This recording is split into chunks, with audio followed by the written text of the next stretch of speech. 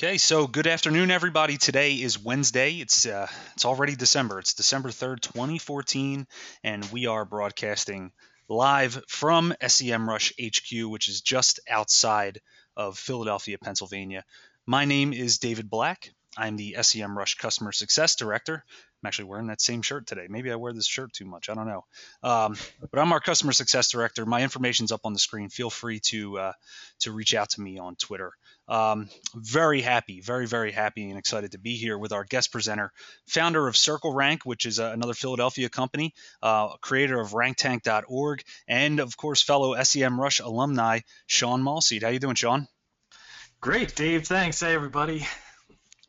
All right, thank you for being here. And today, Sean is going to show you how to kick some serious ace with SEMrush API and Google Docs.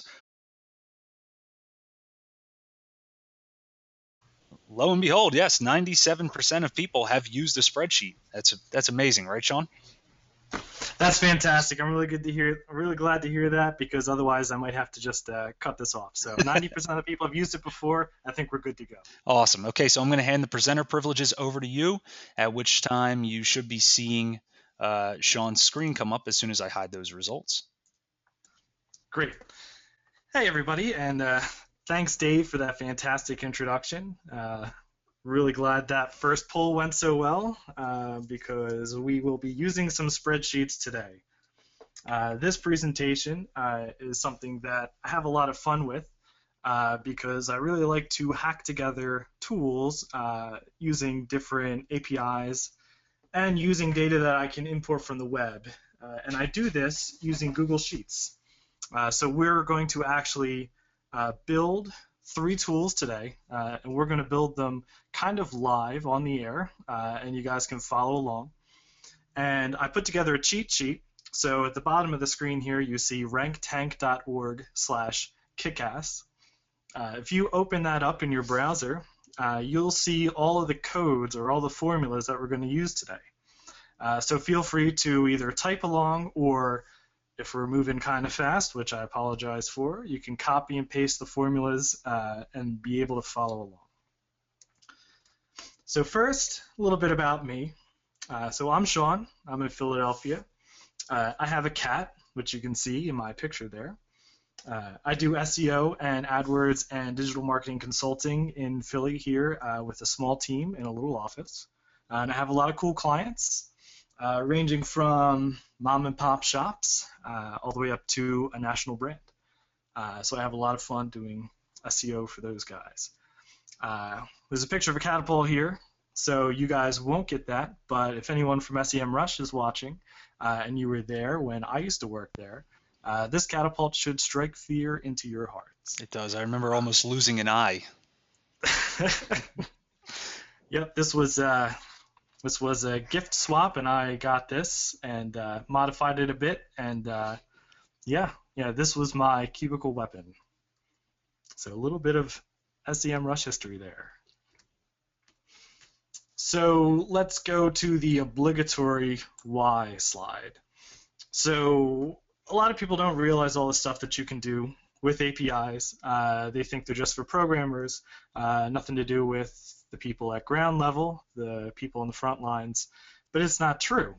Using APIs can save you a lot of time, and you could do a lot of really cool stuff, and you can automate a lot of really cool stuff.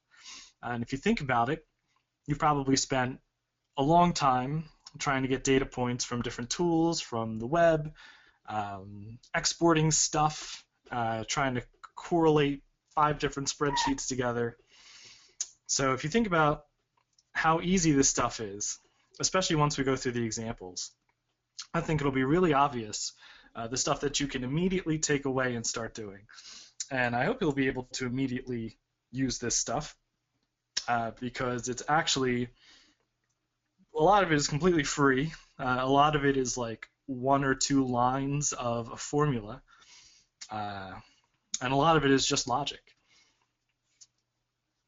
So a lot of times I hear this from people when I start talking about APIs, and they say, I'm not that technical, I'm not a programmer, I don't know what I'm doing. The thing is, I don't believe you, because if you're in this webinar right now, you're technical, so you work in SEO or digital marketing, and you're attending a webinar hosted by a company that puts out a very technical and very in-depth SEO and PPC tool, so you are definitely a technical person. So if you are here right now, and 90% of you said you can use a spreadsheet, you can use everything I'm going to present to you, and you could do it today. So what we're going to talk about specifically. So Google built some really powerful commands into Sheets. So I'm sure if you've used a spreadsheet before, you've used some sort of formula before. Maybe it's something as simple as sum, so you can sum up a bunch of cells. Well, a lot of the stuff that Google Sheets has is a formula just like that, except it can do crazy stuff. Specifically, it can import stuff from the internet. So PowerPoint can get a little boring, so we're actually going to build a tool right now.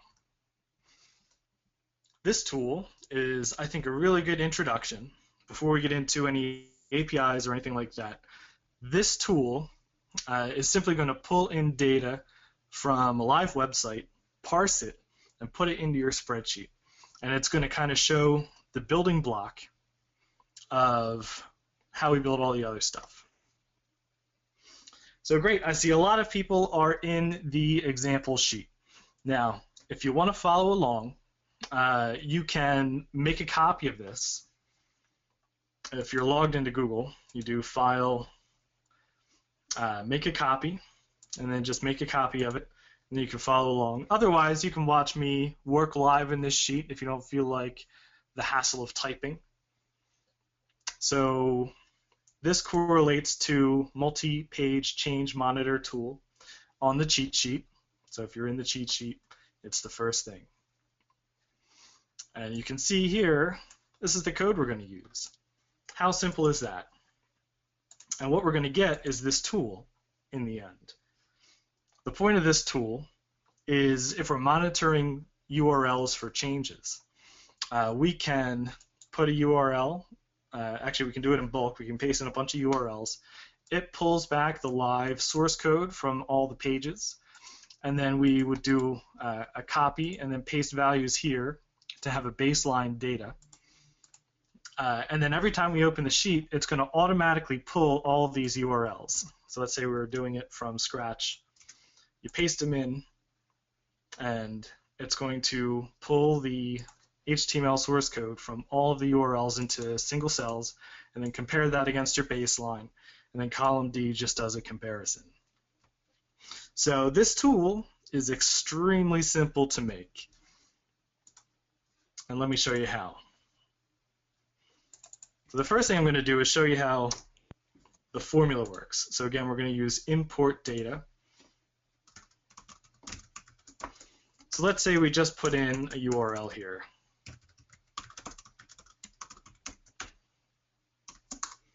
And this is magic. So just that one simple formula, import data, and then a URL, pulls in all the website source code. And you can see it puts it all in individual cells based on line breaks, and some other stuff goes out here. But still, that's kind of magical. So you don't have to go view the source of pages in your browser. You can use import data in Google Sheets completely free and pull the source code of any URL. So really cool. So let's change this a bit because we want to build a tool. So we're going to have the URL in column A, and then we're going to reference that cell in our formula. So now it's going to pull from cell A2 this URL and pull the source code.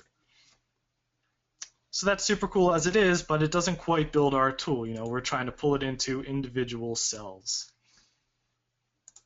So what we have to do is add something. Let me just pop this up on the screen here. We are going to add a call called concatenate. So concatenate does something really simple and really cool. Concatenate simply combines an array, which is, this is an array, a whole bunch of cells with data. It combines that into one string. So this is actually all we need to do to keep our stuff in one cell. So still, that's super simple. If I spell it right, bam, everything's in one cell.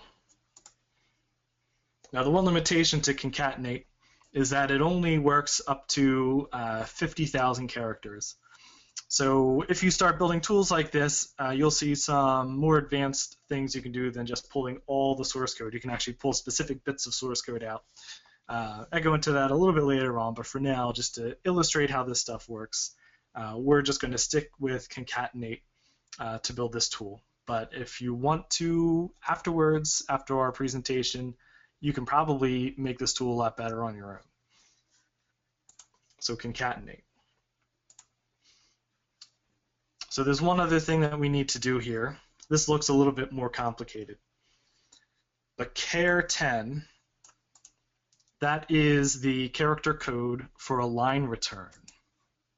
So some sites have weird line returns that come in and actually make this data cut off. So in order to get around that, we're going to use substitute, and we're going to substitute character 10, which is that line break, with 2 quotation marks, which basically means nothing. So substitute character or line return with nothing. And if you're in the cheat sheet, nice easy copy and paste if you want to follow along. So there we have it, actually. To make this into a tool that we can use bulk URLs with, it's actually super simple. All we're going to do is make sure that we have the first cell with the formula selected, scroll all the way down in column B, highlight the whole column, and do Command D, which is fill down, or Control D, depending on your platform. So actually, we're done the tool, kind of, because we can paste in our URLs, and it's going to work. It's going to pull all that data. However, it's kind of ugly because we have all this value stuff, and the reason you see that is because it's trying to run the formula on a blank cell, so it says value, can't use that URL. So we can fix that by doing, actually, the trick I do in almost all of my tools, which this is called a conditional, but basically it's an if statement. So this just says if cell A2 is equal to nothing, then do nothing, otherwise do the thing. And if you're following along in the cheat sheet, it's a nice simple copy and paste. So now, if we fill our formula down,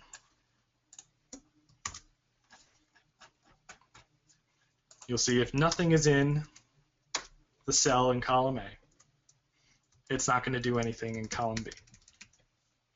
So how you would use this tool. This tool is actually very valuable. This is one of the first things I ever built using these kind of formulas, and it was actually for a client.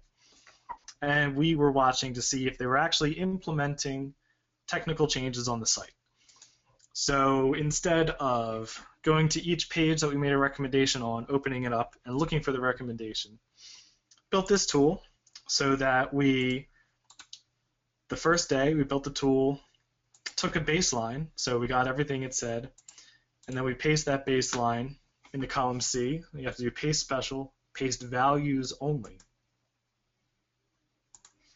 And then we put in a code over here to say if the live data, B2, is equal to our baseline data, then no, it didn't change. And if it's not equal, so otherwise, then it did change. And if you fill that down, you'll see it's checking each one to see if it's different. So if it was, there you go. So instead of having to check each and every page for the recommendation, built a simple spreadsheet. Every single time we opened it up, it checks every page that we put in URL against the baseline that we took that first day, and then we could see if the page has actually updated. So it's a pretty simple tool to build, but it's pretty powerful. So it was really exciting and really started to open up the world of possibility that building a spreadsheet with import data and some of the other functions holds. So I hope you're following along to this point. If not, you can always get a hold of me, ask me any questions, or ask questions in the GoToWebinar. We will definitely have a question and answer afterwards. So I'm going to go ahead. Are we going to do the second question here? Yes. Oh, thank you for reminding me, Dave. No problem. Okay. We're going to post out the second second poll question. Okay, great. And let's see. So we're going to get that running now, and we're going to launch that poll. And the question here is, if you're not an agency, how many people work on your company's SEO? And the answers that you can choose here are 1 to 5, 5 to 10, 10 to 15, 15 to 20, or 20 plus. If any of you guys can go ahead and just bring those answers in now, we'd really appreciate that. Sean, while we're in the middle of this break, I do have a few requests. If it's possible for you to maybe zoom in, it probably won't work to zoom in on the actual side of the screen because you keep switching back from over the windows. But maybe if you can zoom in at least on the browser window in the Google Doc. Okay. And try that a little bit. All right, so we've been letting this run for about a minute. About 70% of people have voted, and we're going to close that poll up, share the results. Can you see the results on your screen, Sean? Nice. Yeah, it's actually very surprising. So, yeah, so that's okay. We have a couple people working at a big agency, I guess. A couple people working maybe alone. Cool. So you don't have manpower to do a bunch of crazy research, so why not get Google to do it for you with some crazy custom tools you can build? Or if you work at that big agency, why not be the hero of your office and build a bunch of tools that you can share with the team, and you will make yourself valuable very quickly. So hopefully I can give you some of that today. So we are going to jump into the next tool. Now, hopefully you can see the slide all right. I'm not going to go back into full screen since we're going to be popping right back out of the presentation. But we are going to now finally parse the SEMrush API. So this is super cool. This is definitely valuable if you're building a dashboard, if you're building some reporting for your clients. How cool is it to have a report that updates every single time you open it? You can track stuff daily. If you get really technical, you can track progress in a Google Doc automatically. It even lets you run formulas on a schedule. So there's a lot of really cool stuff you can do, and when you power it with something like the SEMrush API, it's really good. So the SEMrush API works really, really well with Google Docs because the default format that it returns in is really, really simple. And it's really easy to parse. So we're going to use an API call called phrase this. Phrase this is simply keyword data for one single keyword. And when you make this call, it returns a couple columns of data with one row and then a row of headers. So here's the format for the SEMrush API. This looks a little bit complicated, but it's not. This API call is literally a URL, and if there was an API key in here, you could paste this call into your web browser, and it would return back a very primitive looking spreadsheet all in text with all the data points in the API call. And actually with SEMrush, almost every feature has an associated API call. So it's really, really powerful, really extensible, and you can do some really, really cool stuff. And I've used this in a whole bunch of the tools that I use in my day-to-day operations. So let's break up that API call for a minute and just take a look at why it's so simple. So again, just a URL, and there's just different parameters in the URL that do different functions and tell the API to return different types of data. So the first bit here, you see the important thing is the country. So us.api.semrush.com. You can change that to DE for Germany or CA for Canada or for any one of the countries that SEMrush has data for, and there are a lot of them. The next part is type. So type is just the type of call that we're making. So that's phrase this. Key, obviously, is your API key. And as an aside, there's a temporary API key in the cheat sheet that's only going to work during this presentation. Display limit comes into play more with different calls that you're making, but that's how many rows of data you want returned. So if you don't want to overload your API or use all of your credits by returning all the results for Amazon.com when you only need the top 10, you would use display limit equals however many results that you want. Export equals API, that's just required. Export columns simplifies things for us a lot. By default, the API returns a whole bunch of columns worth of data for each call that you make. So if I requested data for a keyword and didn't specify columns, it would give me a whole bunch of stuff like search volume, number of results, cost per click, competition score, all sorts of stuff. So for the tool that we're going to build, we only need search volume. We just want to get search volume in bulk. So we're going to tell it export columns equals NQ. So NQ is just the code for search volume. And then the final bit is the most important bit, and that is phrase. The phrase is just the keyword that we are going to call. So let's pop back out of here and actually build this tool.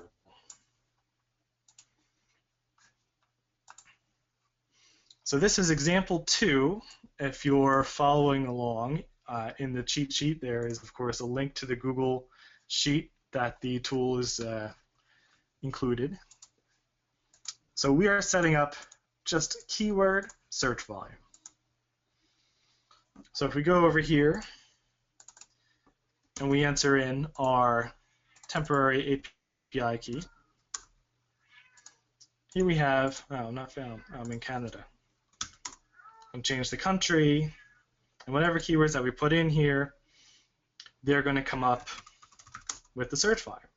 So if we paste in a whole lot of keywords, we can get a whole lot of search volumes back, and we can get them for any of the countries that SEMrush carries. So I don't rank for anything in Germany. That's a shame.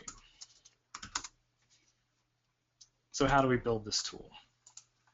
It's super simple. We're going to use our import data call. And if you remember, import data just returns the data from a URL, and the API call is simply a URL that returns spreadsheet formatted data. So all we have to do is call import data on the URL.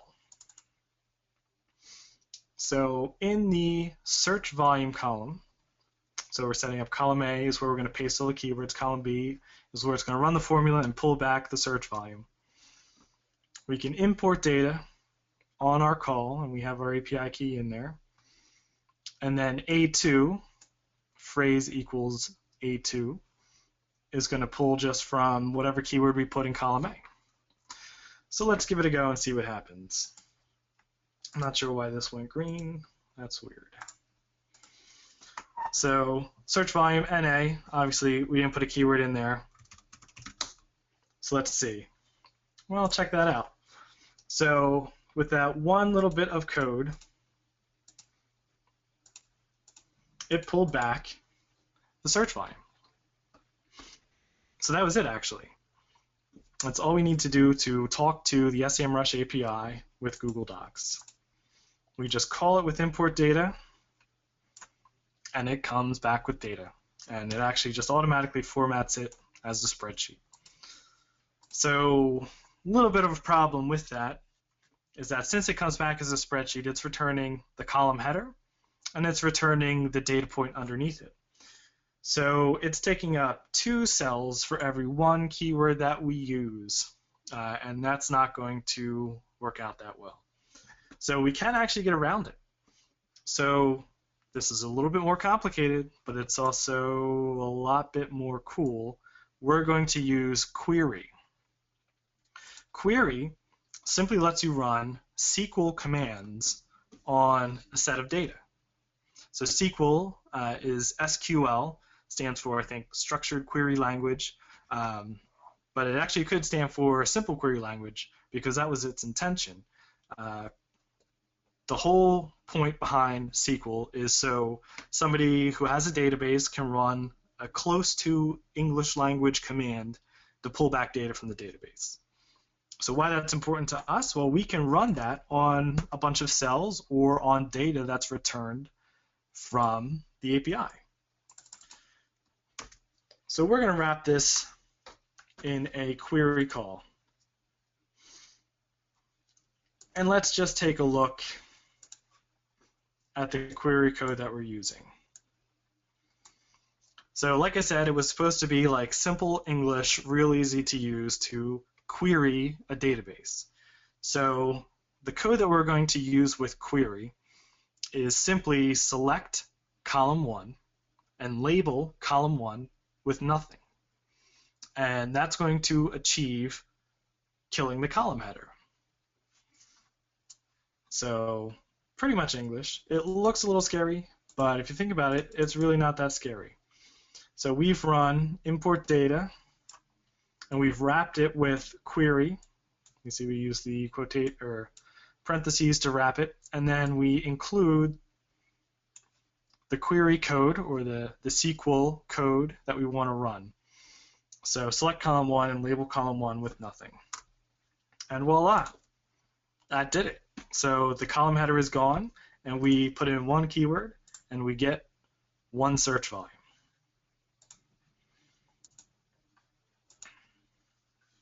Now, I took this a little bit to the next level just to show you how cool it is and how you can make this even more extensible. So you see I have US in here. So I can plug that into the API call.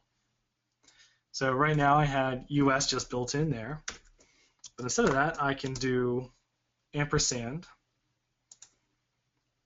and then the cell, which I think was D2. So and D2, and another quotation mark to finish the call. And now it's going to check, oh, it's an E2, whoops.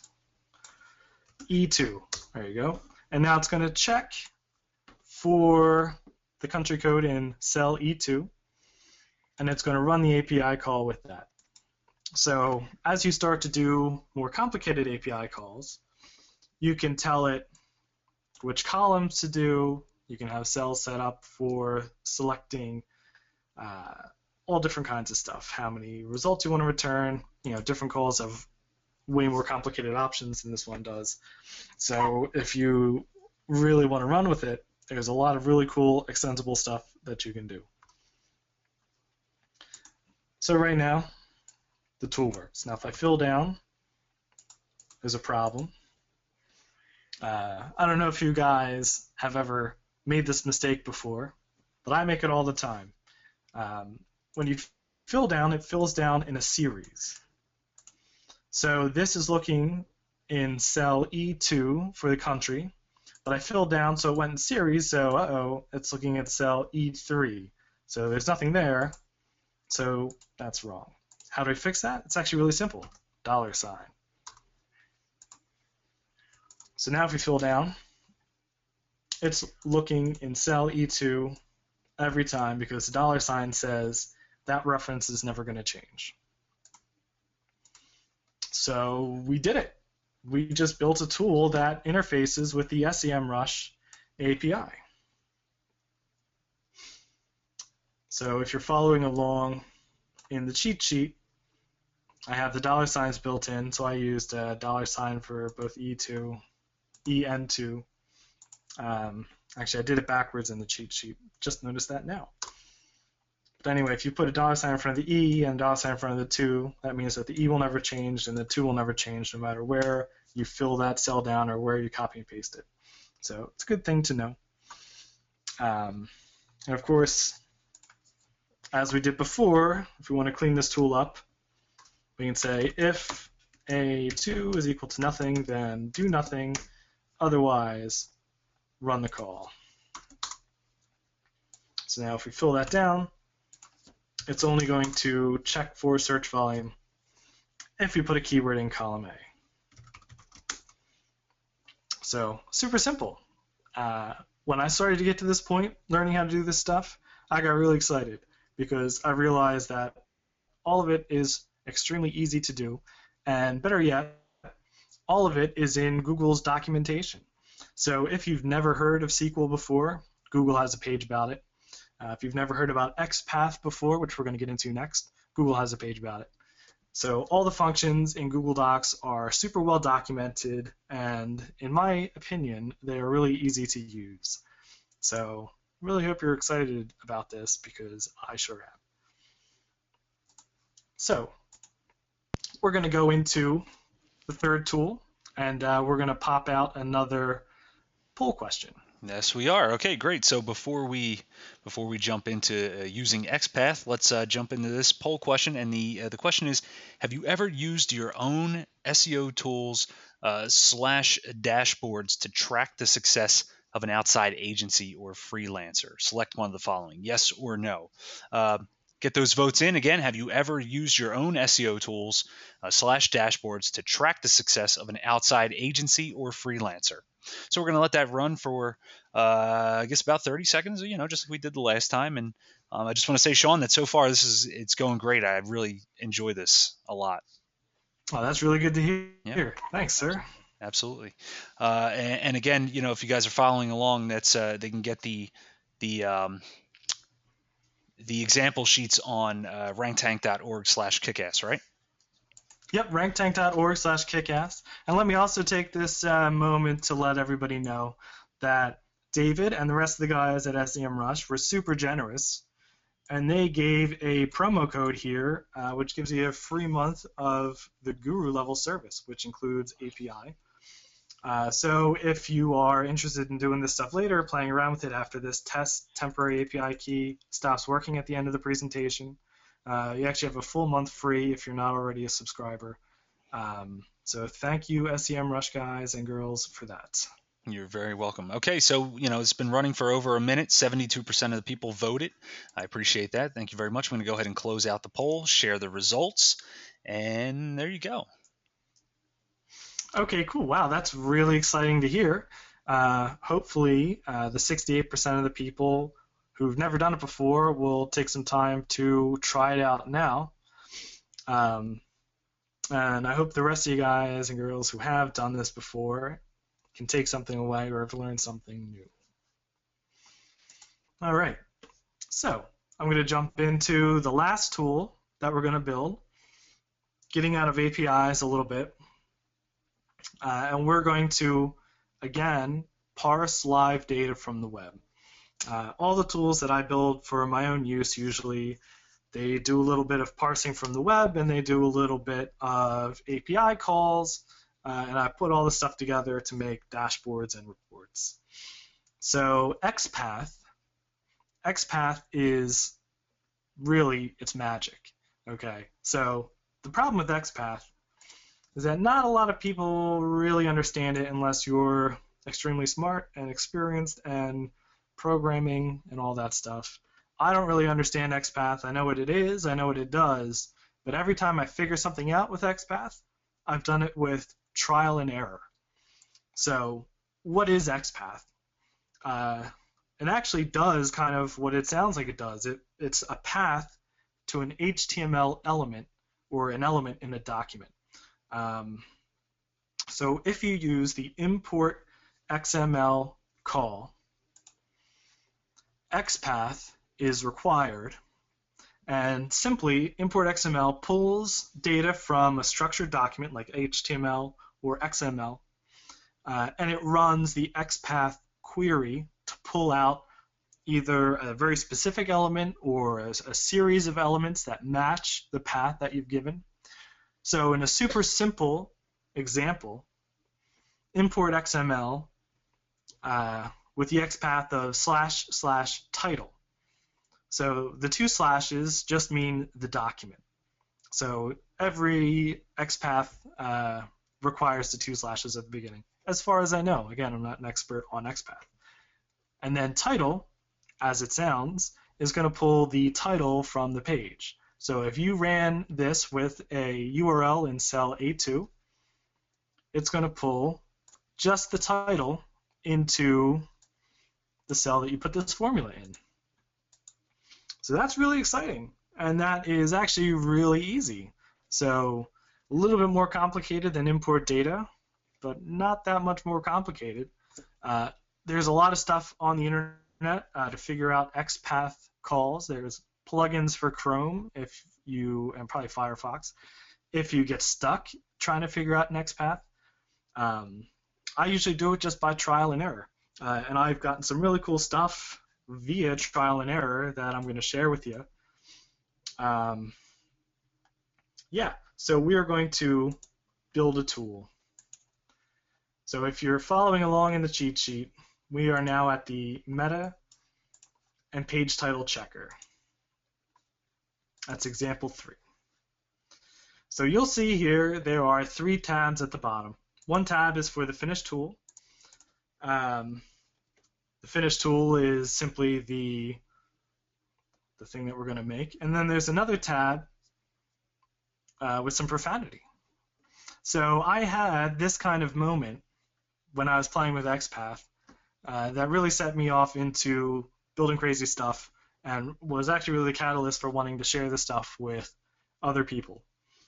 Because with XPath, there are some really crazy things that I bet you didn't think you could do in a spreadsheet that you can do pretty easily. But let's get started building this tool first.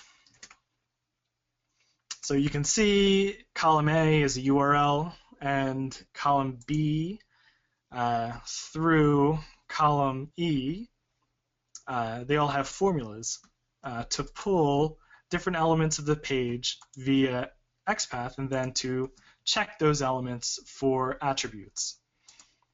So here we're just checking for the length of the meta description and the length of the title.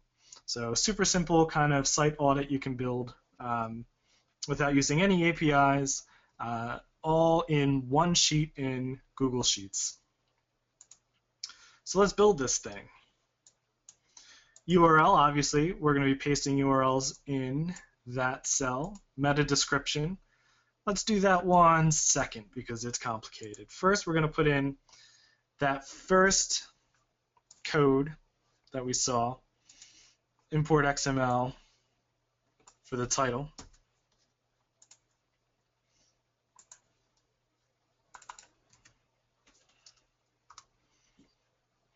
So that's it.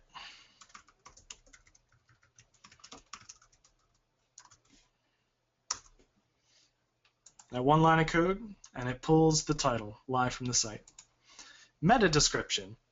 Here's where we get into a little bit of the trial and error. So on the cheat sheet, this is actually the first item under meta and page title checker. And you can see in sweet, sweet magenta, I have put the XPath code.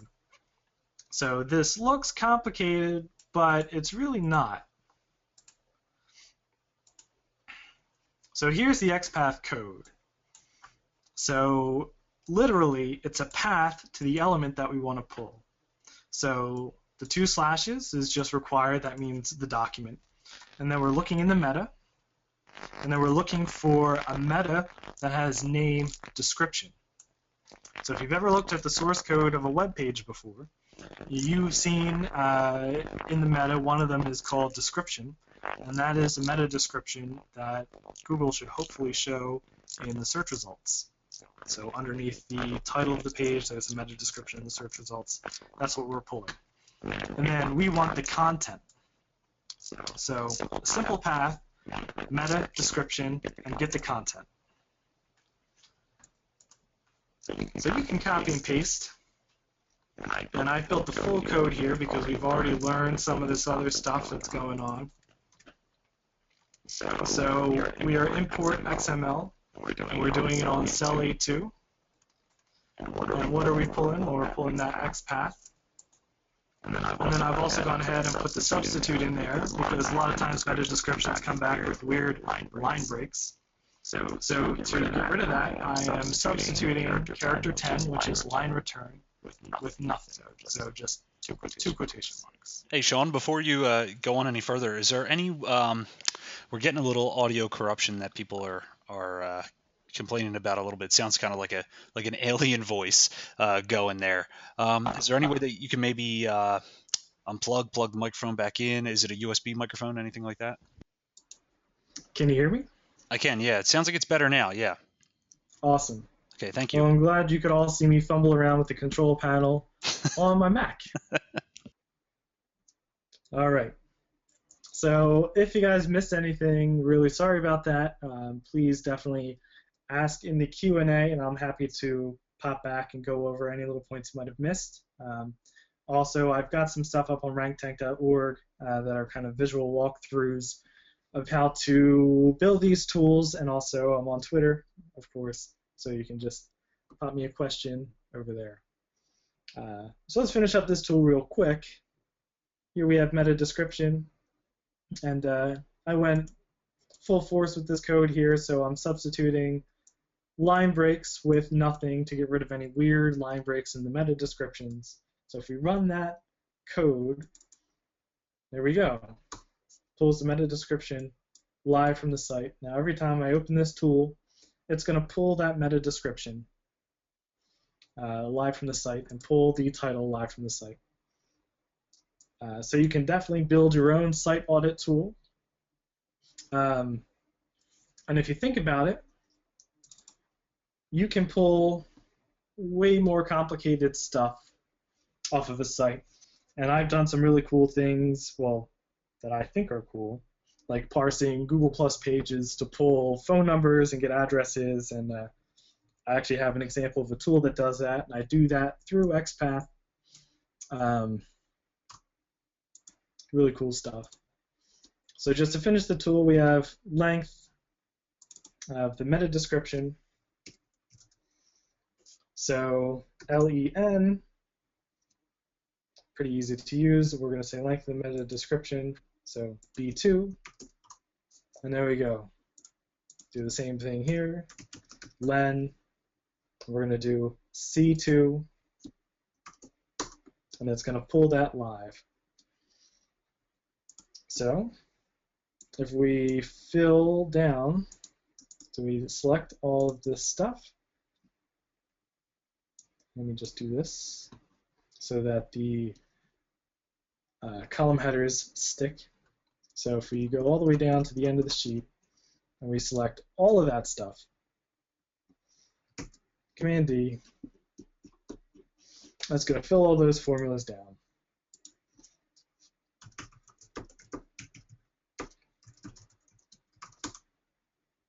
So whatever we paste in there, it's going to pull the value of the meta description and the title automatically and check the length of each. So of course it's kind of ugly because if there's not a value in column A, it's going to give you this weird value error. So showed you how to fix that before. I'm not going to show you again, but basically just that if cell A is equal to nothing, then do nothing, otherwise do the thing. So that if statement is the same across the board, and I wind up using it in everything that I make to keep it nice and clean. All right, so now I want to show you what's in this profane tab right here, because it's super cool. So it was that moment. So it was the moment that I realized just how powerful import XML with XPath is. So it's crazy. If you think about it, everything you're doing online, whether you're checking search results, whether you're using some other website, you're all using documents that are HTML that you can pull in with XPath, including Google search results. You can actually take a Google search results page and apply XPath to it and import the search results. So this can be kind of slow But let's see here. Okay, so of course, since we're live, it doesn't want to work right for me. There we go. So if you don't know what we just did here, this tool, I have a keyword in cell C3 that I can change. Google.com, so if I want to change my Google locale, I can just type, google.ca, google.co.uk, whatever I want. And then here, it runs an import XML. So C2, google.com/search, number is equal to 100, number of results. And then I've parsed it with this bit of XPath, which is the XPath that points to the actual search results. So all of this crazy data, if you look at it, these are actually the Google search results. So we have imported the actual Google search results into a spreadsheet. And if we put some other formulas in here, we can clean it up a little bit, remove this URL question mark bit. And we can have a tool that pulls and returns Google search results for top 20, top 100, whatever we want. Completely free through a spreadsheet with one line of formula, basically. What's even crazier is it's not going to block your office's IP address. If you've used different tools, different plugin tools for your browser, for instance, you might find that if you do the tool too much, too frequently, or if your whole office is using the tool, you start getting CAPTCHAs in Google, and that's not fun. And then people start to worry, is Google going to blacklist my office or something? The beauty of doing it through a Google Doc is that it doesn't use your IP address. If you look at this IP address, this is a Google internal IP address. Now I just have a fancy little formula here that's checking realip.info and returning what my IP address is. And then if you run an IP whois on this IP address, it is located in Mountain View, California. Now I myself, right now I'm in Philadelphia. So that's super cool, and a super cool thing to keep in mind, because you can basically parse a whole bunch of Google search results and parse a whole bunch of stuff out of Google and not get your office limited. So something to keep in mind, something super powerful. So here you can just see I've pointed out search results. So think about this a little bit. There's some really cool stuff you can do. You can do stuff like see, I have one client that has recipe listings, and I wanted to see which recipes were indexed correctly in Google because we implemented schema markup. So if you implement it and Google indexes the listing as a recipe, it puts a picture in the search results, a lot like authorship used to be, along with other stuff like bake time and calories and actually a lot of information that gives you a nice big listing with a picture. So it wasn't recognizing all of their search results as recipes. So what we did, we parsed Google's search results with an XPath looking for recipe listings that had the picture. Well, we looked for the block of code rather, and basically we could automatically see which pages were indexed as recipes. So the alternative was to go through 500 URLs and put each one into an in-URL advanced search query. Didn't have to do that. We just built a tool that did it automatically. So super powerful. Let me show you some examples right before we end this of some other stuff that I've built. So here is a domain address finder. So the problem was, I had a whole list of URLs, well, a whole list of domains, and I wanted to get the business phone number. So how could I do that? That's going to take forever. So what I did was I parsed Google search results looking for Google Plus listings. And then I parsed the Google Plus listings and then figured out from those listings what the business address and phone number were. So let's see how it works. Right now, it is pulling for each one of these websites the Google search results, finding the Google Plus page, putting it in column F, and then parsing the data from the Google Plus page to give you phone number and address. So we have Dave from SEMrush. That's where he is right now. So we just pulled automatically Google Plus pages, parsed them, all using XPath, and pulled out phone number, address, and whether they've claimed their Google Plus page or not. So super powerful. This tool is maybe 70% accurate because a lot of times Google Plus pages are weird, especially if they have weird stuff in the name. Like if somebody put eBay in the name of their company, then it's going to pull probably eBay's Google Plus page first because it's just going to come up in search results first. But generally speaking, this tool, if you were building like a cold call list from a list of URLs or domains that you had, you can do it here automatically. So this tool is up on ranktank.org. You can, if you want, use this tool yourself right now, file, make a copy, save it for yourself, play with it on your own, and it works. So I hope you find that as exciting as I did. That took a while for me to figure out with trial and error, but I'm really excited about it. So how about an unlinked mention finder?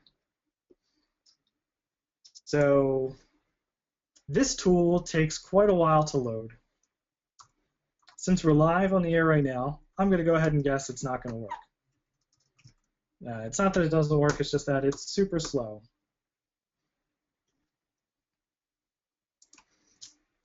But what this tool does in hidden column D, oh, yep, see, now it's going to be weird.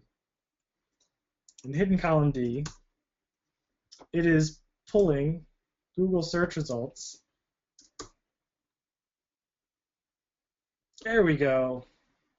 It's pulling those Google search results like I showed you in that other tool. And it's parsing out the organic results. And then it's taking each organic result and opening that page and then looking on that page with XPath to look for a link back to the site. So we put in our client's domain or our domain, and then we put in the query, which can be your brand name, a name of a product or something. And then this is going to go parse Google search results, pull it into column D, which I generally keep hidden just to make it look pretty. And then it's going to say yes or no, is the page linking back? So it's going to look for a link back to the domain in each page and return yes or no, and then tell you how many aren't linking. So if you were doing link building, this is an excellent starting point to find super low-hanging fruit of people who mention your brand but don't link back to the site. So the crazy thing is this tool is all in one sheet. There's no hidden tabs. It's just one sheet, one hidden column that pulls back this data, and then we're just parsing it. And they're not even that complicated of a call.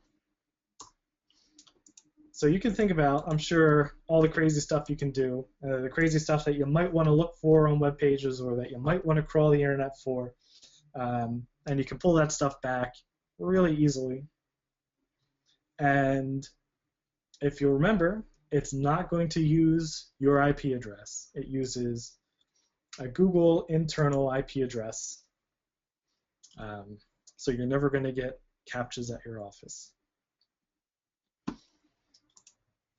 So, on that bombshell, I hope you've learned something. Please check out my websites. Like I said, ranktank.org. I'm trying to make like a collaborative place that people can send tools that they've built and share them, and then I share ones that I've built. I actually just put up one with my friend Bill Siebold at Green Lane SEO. We built a tool together. And then CircleRank.com is for my digital marketing consulting with my nice small team here in Philly. I think some of them are watching today. And then, of course, I do the Twitter. So follow me at Sean Mulsey. I'll be happy to answer any questions if you're trying to build your own stuff. Yeah, that's awesome. And just before we get to the Q&A section, we're going over about at that hour mark. So we just want to know for a final question, which would be, what's your annual budget for SEO? Select one of the following: 0 to 500, 500 to 1,000, 1,000 to 10,000, 10,000 to 50,000, or above 50,000. I especially love the tool that does the bulk domain address checker. I think that's great because, Nice. yeah, when you're using it in conjunction with something like an SEMrush custom report, where we can show you, the top 10,000 advertisers by a given criteria, how much they're spending on their ads, something like that. But we're not pulling in their address data. So when you're using it in conjunction with something like that, I think both really lend itself to each other. And, I love it. Wow, Dave, that is a super cool point, and you're absolutely right. You could integrate that from the API, I think, pop Mm-hmm. that into where it says paste domains, and then just pull a whole list of phone numbers based on criteria, calling the SEMrush API, and then parsing out Google data. And Mm-hmm. hey, if anybody wants to modify this tool right now and share that with me, I'll give you some credit Cool. on the site. Great, that's great. And it looks like 62% of people have voted. Thank you for that. Thank you for sticking around. It looks like I'm going to close the poll out, share the results. You should be able to see that up on the screen, Sean. Very cool, very cool. Yeah, All right, absolutely. so people are heavily invested in SEO. Hmm. That's great to hear, and hopefully I have brought some value to you and saved you some of that budget with these tools for some other endeavors. Absolutely. Okay, so what we're going to do is we're going to do a quick Q&A session. It doesn't seem that there's a lot of actual questions. There's a few of them, so we'll get to those now. And I'm going to just hold on one moment, folks.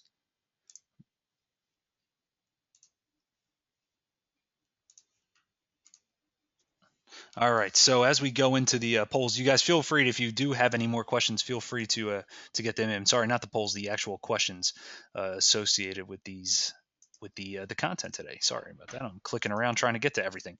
All right. So David says best use of cuvette, concatenate or concatenate, however you want to describe it. Best use of it ever. There you go. Nice, thank you. Aaron says, how does it feel to be a magician? It feels great. Yeah, yeah. I like to work some magic. At home right now in my pajamas. I kind of feel like a wizard. Nice, nice. Dave wants to know, can you use an API key on more than one system? So if you're talking about an SEMrush API key, yes, you can. I don't know, Sean, if you want to, feel free to elaborate on it a little bit more. Um, Sure. Yeah. I mean, the API key. Not to sound like an SEMrush salesman, but you can use it on any number of computers at once. Your only limit is just whatever plan that you're on. exactly. Yeah. So 20, 50, 100 people can all use the tool at the same time, which works out great.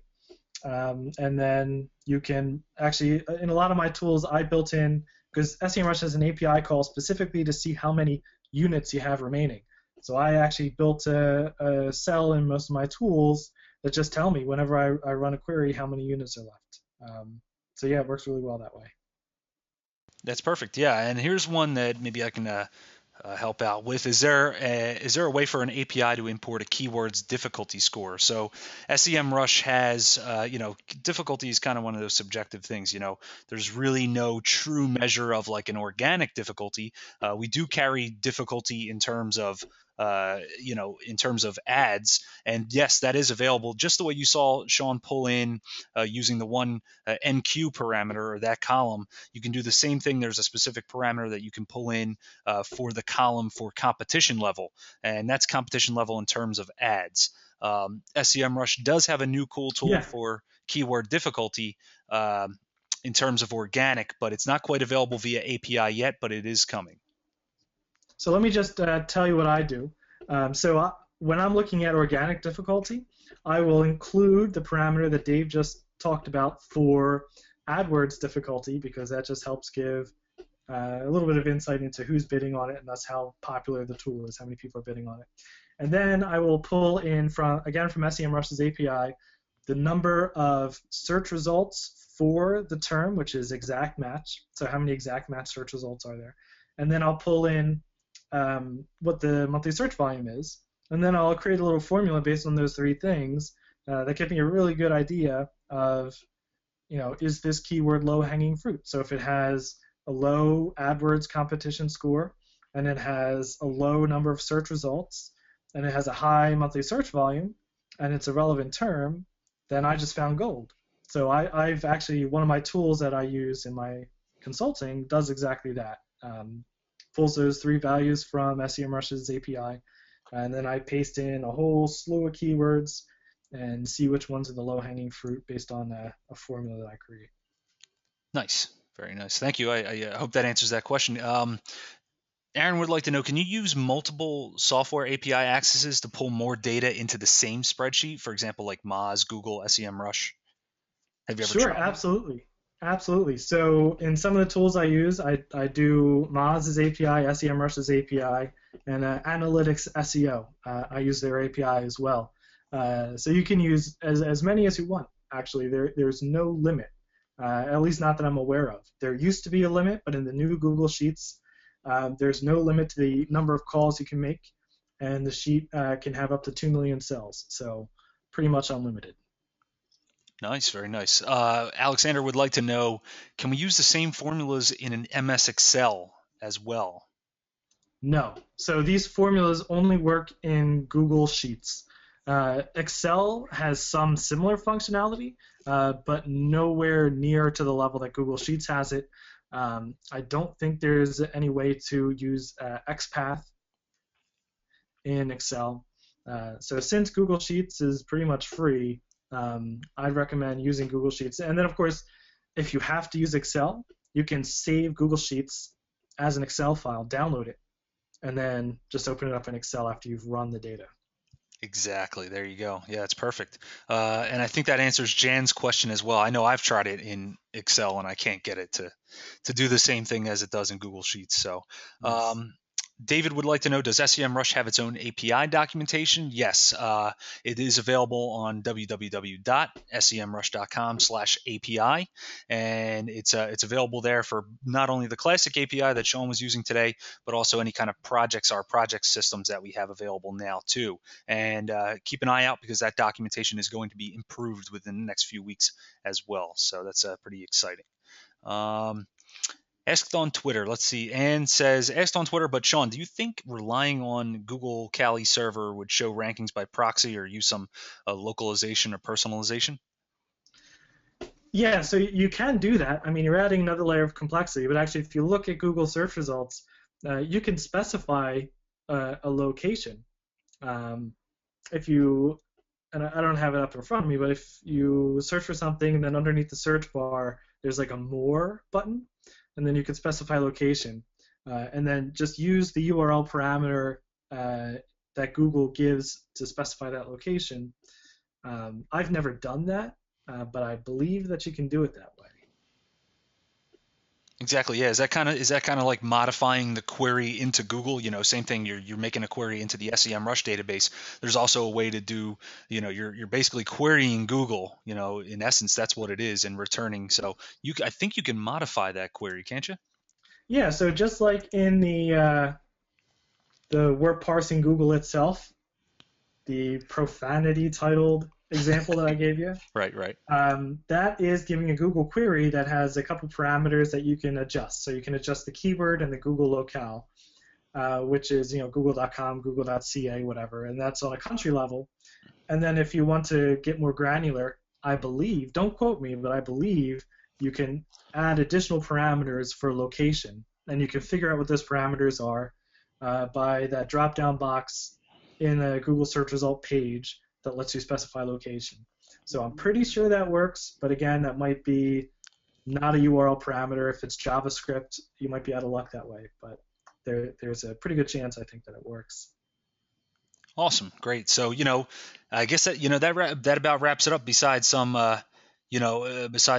words of praise from Lisa, Jan, and Anne, they're all saying great webinar. Thank you very much. So any final Thank you all so words? much. Well, I just want to thank everybody for taking the time, and I know we've got people from all over joining the webinar. Um, so really want to thank you for sharing a little bit of my passion with me, and let me show you how to do this stuff that I think is so cool. And I'm going to put this stuff up online in the recording, and I know Dave's going to put it up on SEMrush as well. Hmm. And definitely hit me up on Twitter or through my websites if you have any questions if you're trying to do it yourself. That's right. Yeah, make sure you visit ranktank.org and get that. Is it now? Will they find the promo code on /kickass? Yeah, so that page is going to stay up /kickass. So that promo code, that's for you guys, and that will just stay up there if you want to try out SEMrush. And that promo code is going to give you an API key as well. Cool. Yeah. You know what? I'm actually going to type that into our chat box here and send it out to the entire audience. So there's that link right there. Nice. And it is available to you. So again, thank you guys very much. I believe there's going to be an exit survey on the way out. So please fill out that survey. It really helps us. It helps Sean. It helps me, and it really helps us figure out what to do with our content and what to bring you guys in the future. So again, have a great week. Have a great weekend. Sean, thank you again very much.